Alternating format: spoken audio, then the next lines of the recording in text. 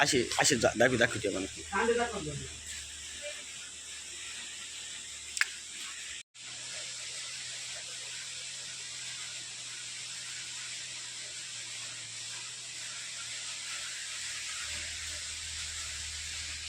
सांगाल शेतकरी म्हणून कांदे तुमचे काय झाले, सडले काय?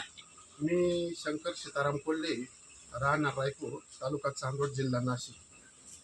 आज या शेतकऱ्यांची खूप वाईट परिस्थिती. कोणत्या पीक उभं केलं त्याला भाव मिळत नाही.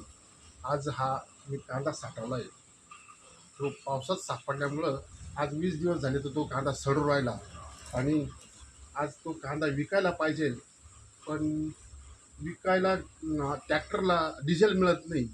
या इराकच्या युद्धामुळं हा सगळा फटका शेतकऱ्यांच्याच बोकांडी बसला आहे. आज शेतकऱ्यांचं मालवाहतुकीचे भाडे वाढले, डिझेलचे भाव 3 वेळेस वाढले.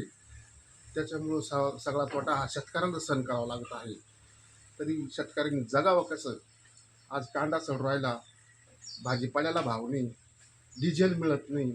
आता पुढं पाऊस पडणार, पेरणीचे दिवस आले, शेतीची मशागत कशी करायची? डिझेल नाही मिळण्यामुळं आज शेती पडीक ठेवण्याची वेळ आली. तरी याची जबाबदारी शासनानं घ्यायला पाहिजे, अशी माझी सर्व पत्रकार बांधवांना विनंती आहे. त्यांनी ही बातमी जरूर वर कळवावी. इराणचे युद्धाचे झळा सर्व फक्त शेतकऱ्यांना 90% शेतकऱ्यांना म्हणजे झळा सोसावा लागत आहे. आज पेट्रोल पंपावर जायचं तर डिझेलसाठी रांगाच्या रांगा लागलेल्या आहे. त्याच्यामुळे आता पावसाचे दिवस आले, अवकाळी पाऊस काल झालेला आहे आणि शेतकऱ्यांना शेतीची मशागत करायची आणि मशागतीच्या पूर्वीच डिझेलचा तुटवडा का निर्माण झाला त्याचं नियोजन नाही. त्याच्यामुळे शेतकऱ्यांना आज इतकं अडचणीचं ठरतं आहे तर ते आज शेताचे कामे करण्यासाठी डिझेलला रांग लावायची की शेतात काम करायचं, हा त्यांच्याकडे प्रामुख्याने एकदम नवीन विषय निर्माण झाला आहे.